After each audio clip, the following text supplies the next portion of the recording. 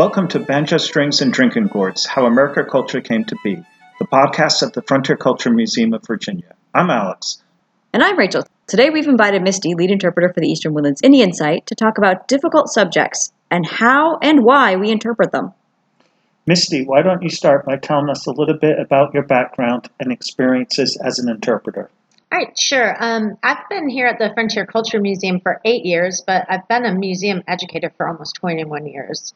I started my career as an interpreter in Colonial Williamsburg, and I remember feeling that there was just so much to learn that it was a bit overwhelming.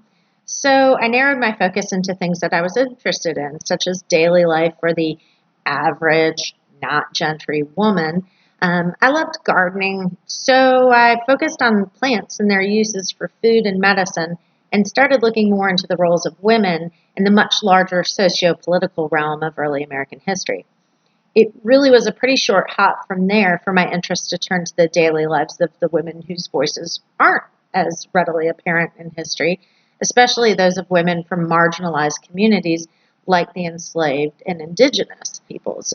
That interest only increased and broadened as I grew as an interpreter, and my work at Colonial Williamsburg, Virginia State Parks, the National Park Service, and here at the Frontier Culture Museum has given me a broad range of perspectives, as well as allowed me to delve deeper into studying history that can be very challenging, the quote-unquote difficult subjects like enslavement, minimization of women's roles in Eastern Woodlands cultures.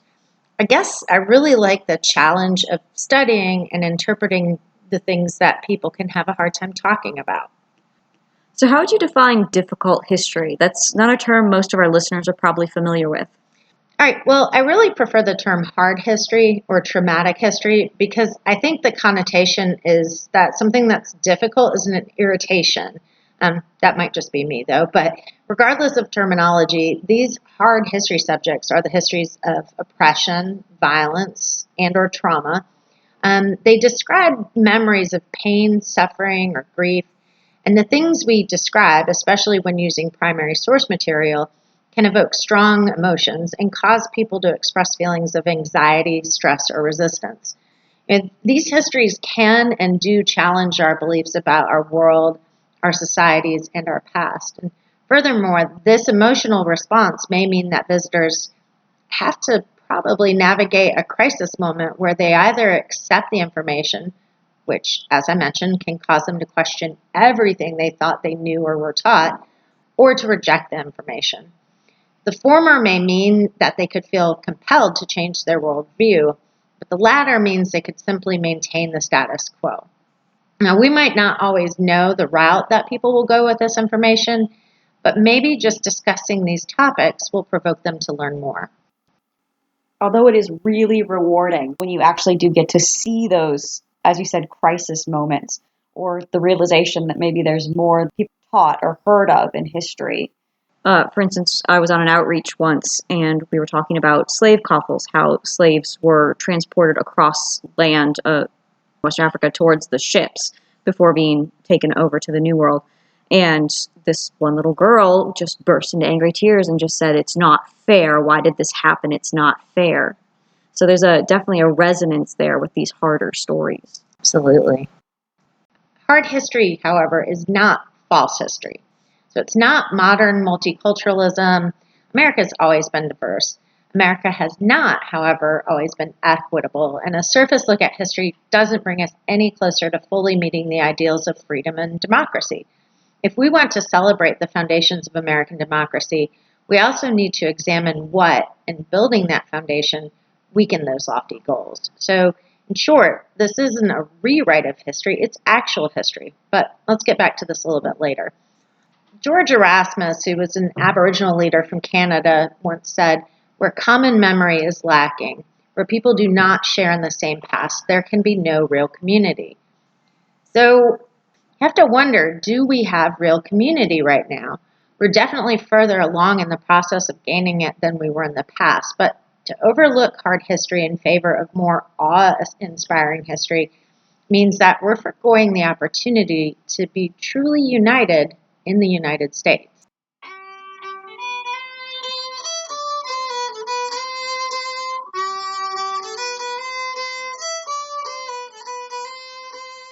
So why do we want to teach hard history? It seemed like it's easier to just go with general trends of history or stick to the lighter subjects with visitors. I mean, I get what you're saying, but we have a unique opportunity to teach people here at the museum. We've got people from a broad range of experiences and backgrounds, and recent studies indicate that museums are some of the most trusted institutions beyond the media and even other educational institutions.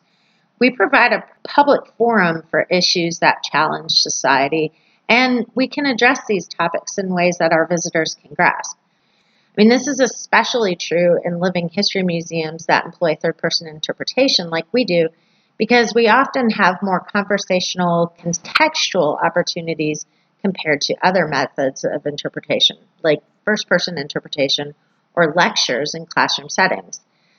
Really, the root of it is intangible cultural ideas can be connected to tangible objects and activities, for instance, like cooking. People understand food, and we have emotional memories tied to food and family and culture. Many of the foods we associate, for instance, in Southern cooking, were modifications made by enslaved people using ingredients sometimes introduced by indigenous people or brought by the slave trade, grown on lands taken from those same native peoples by Europeans coming to these shores to seek opportunities that weren't exactly available to them in Europe. And I mean, there's absolutely discomfort in the story, right? But these cultural intersections are a lot easier for guests to understand when food is the vehicle used to communicate the complexity and dynamic nature of slavery and colonization. Work performed on our farms is definitely a form of experimental archaeology, but it also shows our guests what everyday life was like for the people who lived the everyday in the past. And that includes indigenous experience, the everyday of, farmers, daily duties of women, and so on. So the classic hallmarks of culture, food, music, and dress, are also a part of this more holistic insight into history. Sometimes the more nuanced stories can be illustrated. For example, a discussion of both work and resistance of enslaved people shows up in song. The choices of what people purchased, sometimes those choices being out of their expected class, is seen in material culture, and the provisioning of households is examined through foodways, and so on.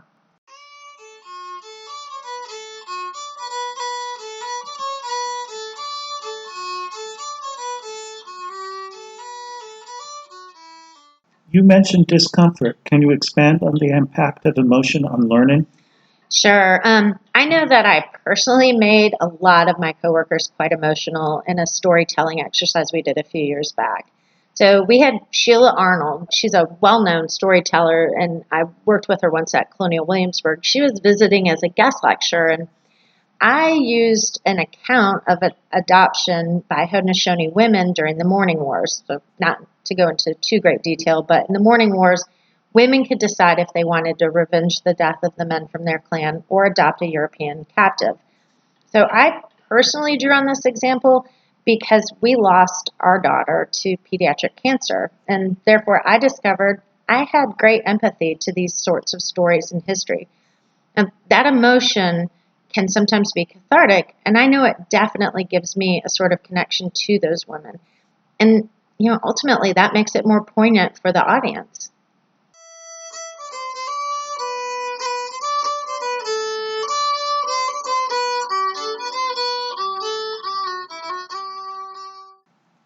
This may not be something that's easy to answer or, in fact, answerable in just one podcast, but why hasn't this type of American history been taught in schools in the past?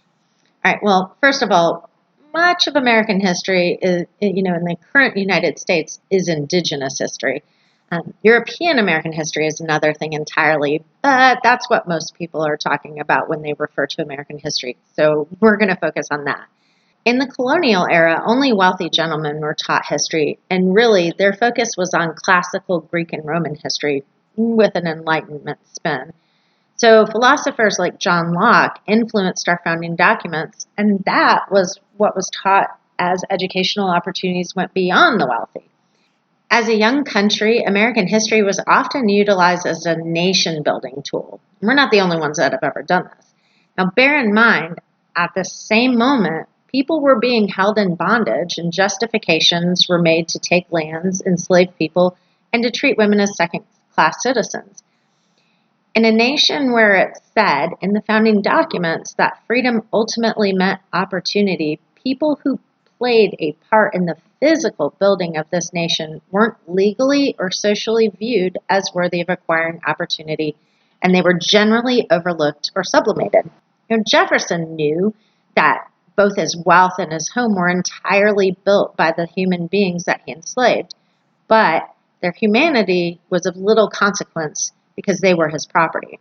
The Civil War and its end saw really no major change in the way Americans were taught history, except for much more of the emphasis was on the origins of European American history varied sectionally. So that, for instance, is why we have such an emphasis on Plymouth over Jamestown, and religious freedoms, which, by the way, folks, so-called pilgrims were just as focused on profit as Jamestown.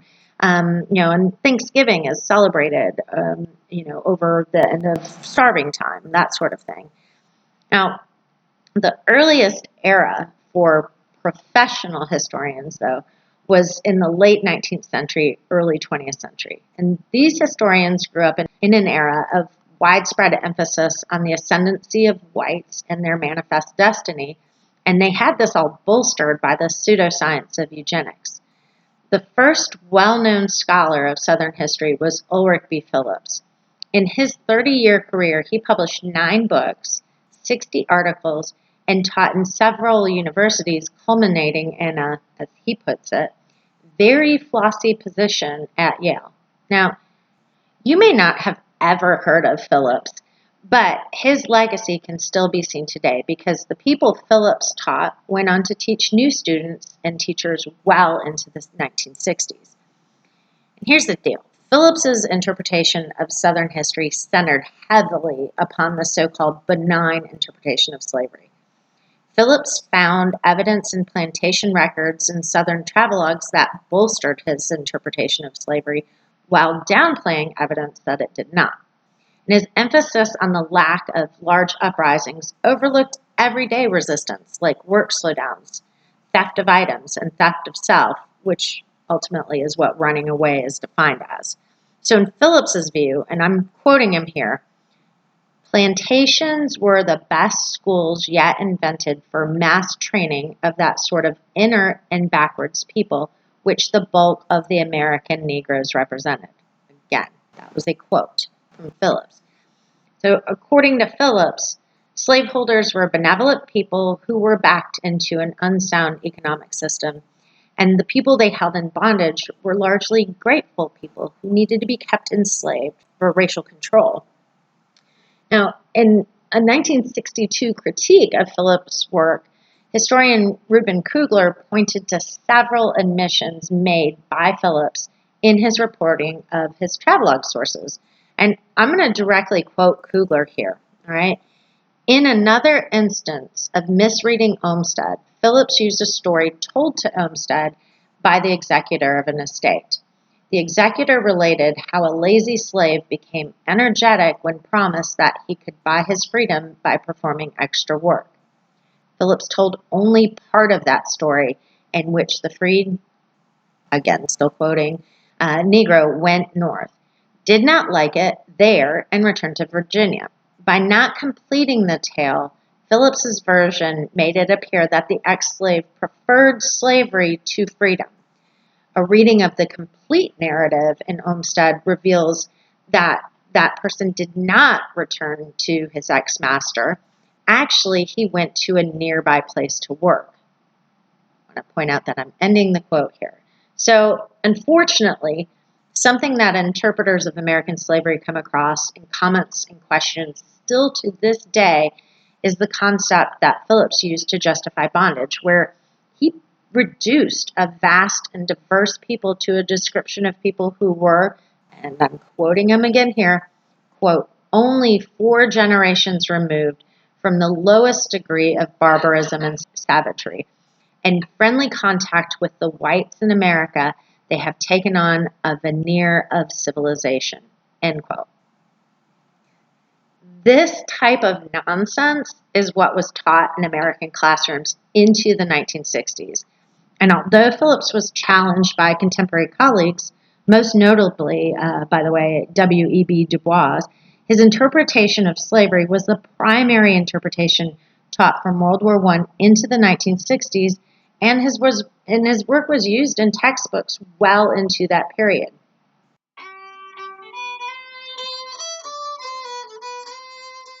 So, from an opinion piece in the New York Times entitled "The Historian Behind Slavery Apologists Like Kanye West," they look at a Southern Poverty Law Center report on how slavery is taught in public schools. And what's important in this report is that they show that the current pedagogy continues to, quote, focus on slavery from the perspective of whites, not the enslaved, while failing to connect the institution to the white supremacist beliefs that supported it. Textbooks often ignore slaveholders' desire to make money and too easily slip into grammatical constructions like Africans were brought to America, and those absolve the enslavers of their actions. Now, we see occasional news stories to this day about how students are asked to list the pros and cons of slavery or to take part in a classroom role play where individual students are made, quote, slaves and others, quote, masters. And, this is what we're seeing then and now, like looking in Ulrich's time as the, then and now in textbooks. To illustrate that point, I'm going to read a couple of passages from a textbook from the 50s and one closer to now. The first example comes from the textbook Virginia, History, Government, Geography, which was published in 1957.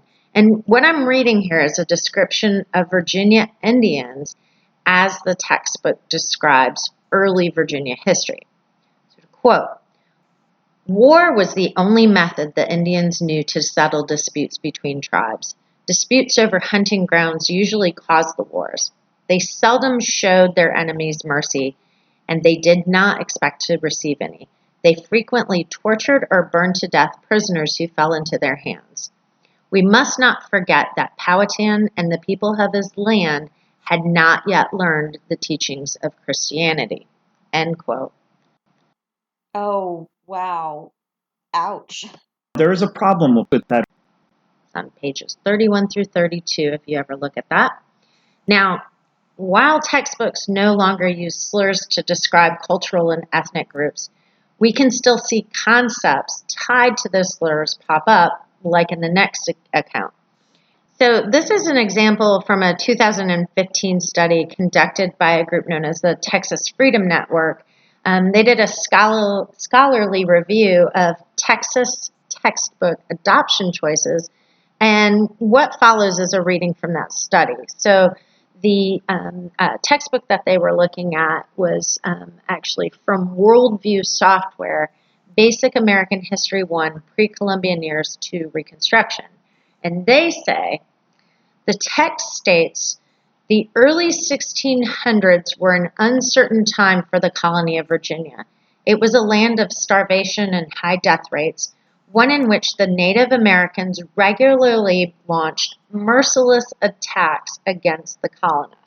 So what's wrong with this passage? Well, they go on to say, while early Virginians did indeed endure attacks from Native Americans, this passage provides no context for understanding the complicated relationship between the two groups. So, for instance, the Native Americans offered food in the time of starvation that followed the initial settlement, and they tried to establish diplomatic relations on their own terms. Nonetheless, the English made their intentions plain by constructing a triangular fort from which they could fire in all directions. Again, still quoting, they set out to just take whatever they wanted, including food supplies followed by land. From the start, they used violence, including such instances as kidnapping the queen of one group known as the Pamunkeys, killing her children during the voyage back to Jamestown by throwing them into the water and shooting them. These events, plus the simple fact that the English were invaders, provide an essential context for the so-called massacre of 1622. That's an end quote. So the takeaway, by the way, is that While the tone and tenor of these two passages are different, that erroneous concept of the quote, savage Indian still absolutely exists.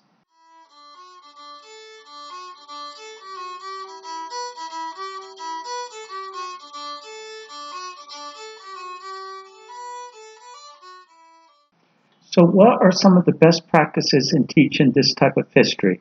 I presume there are probably guidelines for how to interpret or bring in these subjects. Yeah, there are a number of suggestions for frameworks of interpretation, and one of the best I've found comes from tolerance.org and their Teaching Hard History project.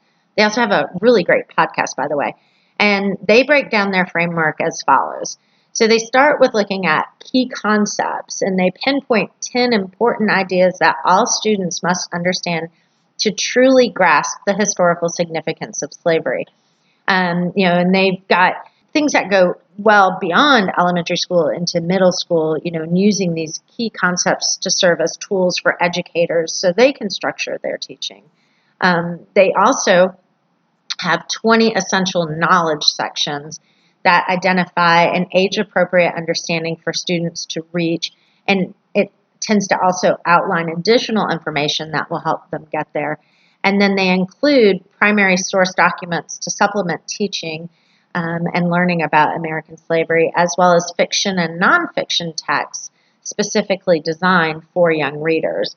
And they use inquiry design models based on the College, Career, and Civic Life, or C3 framework for social studies state standards.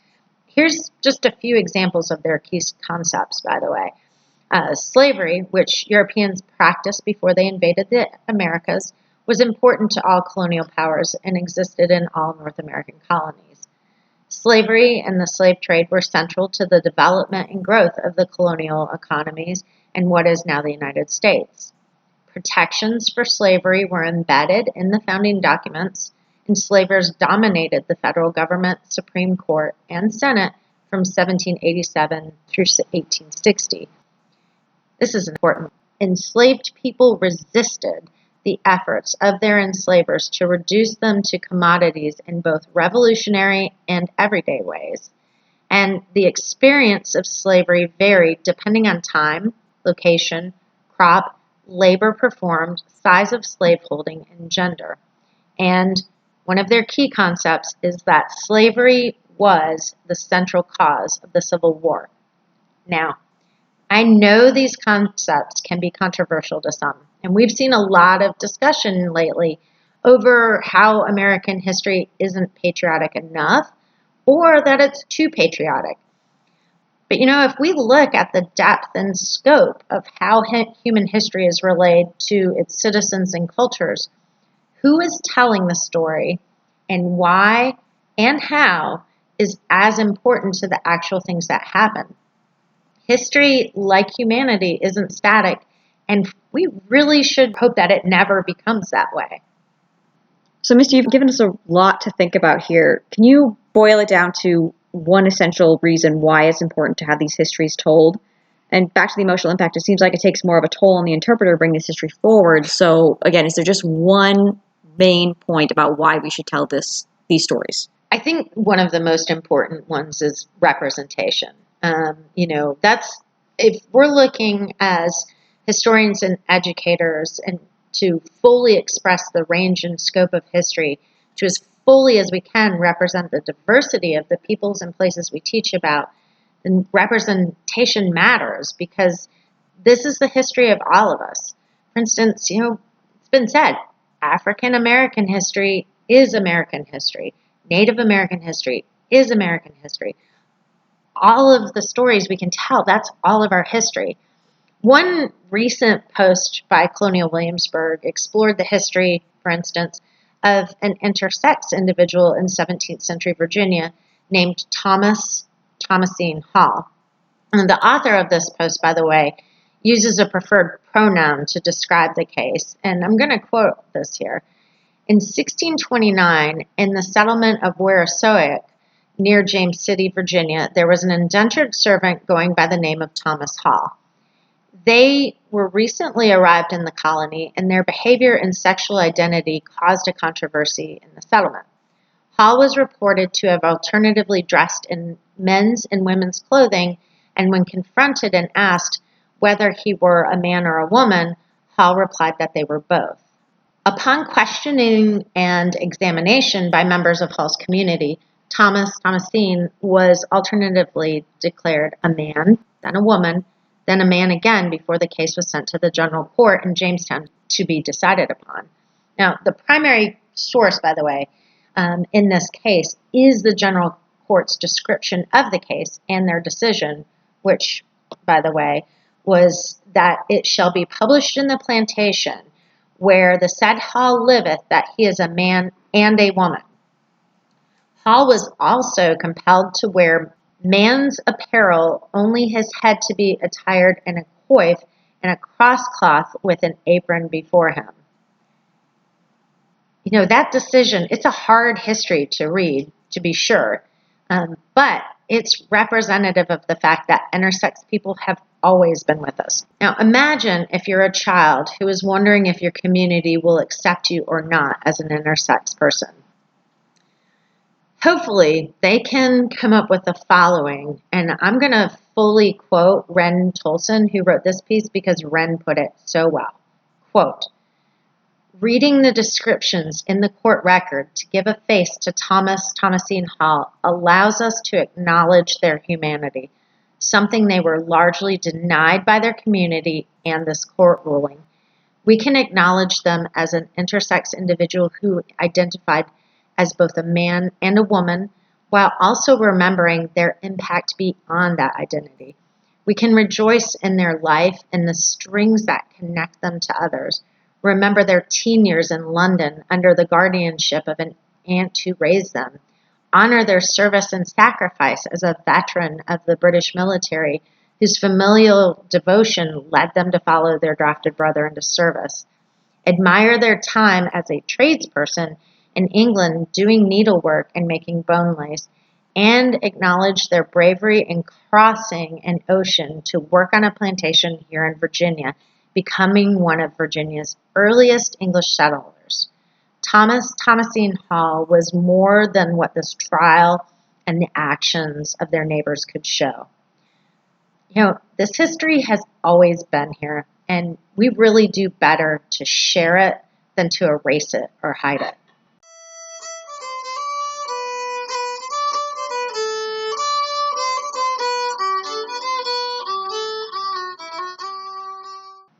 What are some of the best practices we can employ when talking about art history?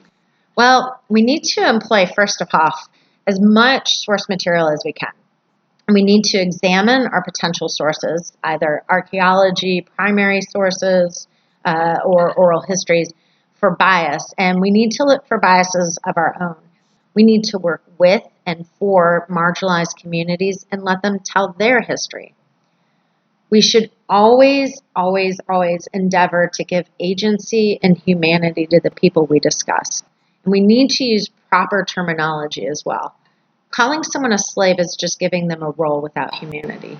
Enslaved people were teachers, parents, children, doctors, prisoners, priests, converts, etc.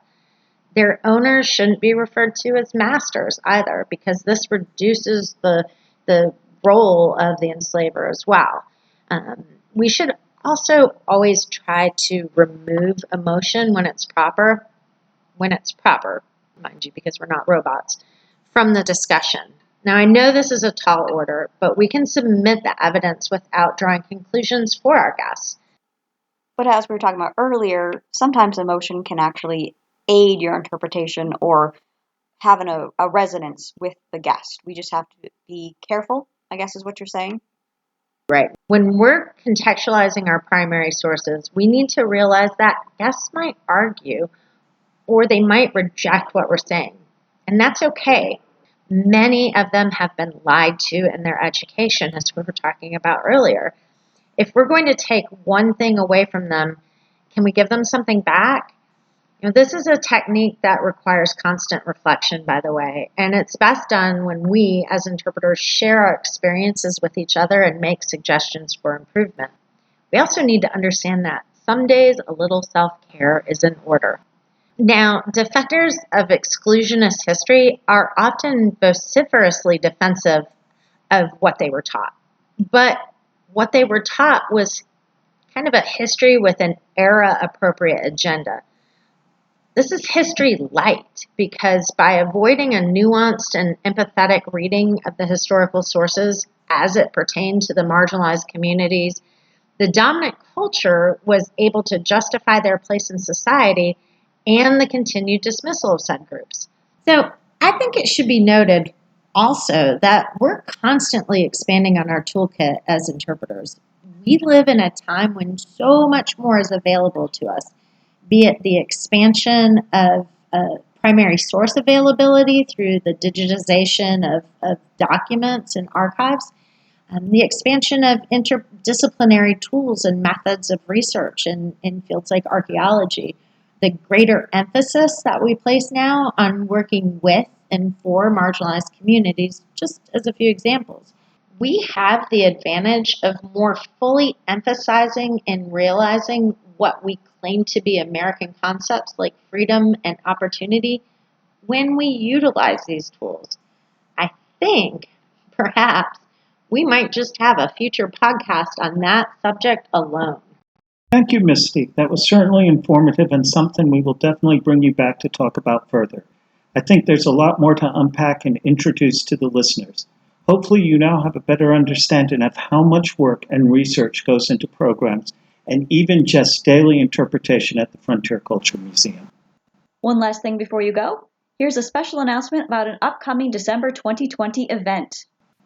Feel like you need a little holiday cheer, but you want to stay socially distanced? Look no further. Please join us at the Frontier Culture Museum's Old World Holiday Tours. You may recognize this as a COVID-friendly version for our traditional lantern tours. This year, all holiday-themed scenes will take place outdoors. Each theatrical scene features historic holiday traditions, including wassailing, street performers, music, and a surprise visit from two special figures of the Christmas season. Tours will be limited to 15 people to facilitate social distancing, with multiple tours going out every half hour between 4 o'clock to 7:30. Tours run from December 4th through 6th, 11th through the 13th, and 18th through the 20th. For the safety of everyone, visitors will be required to wear masks and maintain appropriate social distancing during the tour. Please visit our website or Facebook page for more information. To purchase tickets, you can call or visit our website. We look forward to seeing you all. So we hope you enjoyed Banjo Strings and Drinking Gourds. We bring you historical episodes twice a month. You can check out the Frontier Culture Museum online at frontiermuseum.org, on Facebook and Instagram. You'll find background on all the farms at the museum, information on upcoming events, and so much more. If you enjoyed listening to this podcast, please consider visiting the website and clicking the donate button. Donations to the American Frontier Culture Foundation support programs like field trips, summer camps, and special events. We greatly appreciate it. See you next time.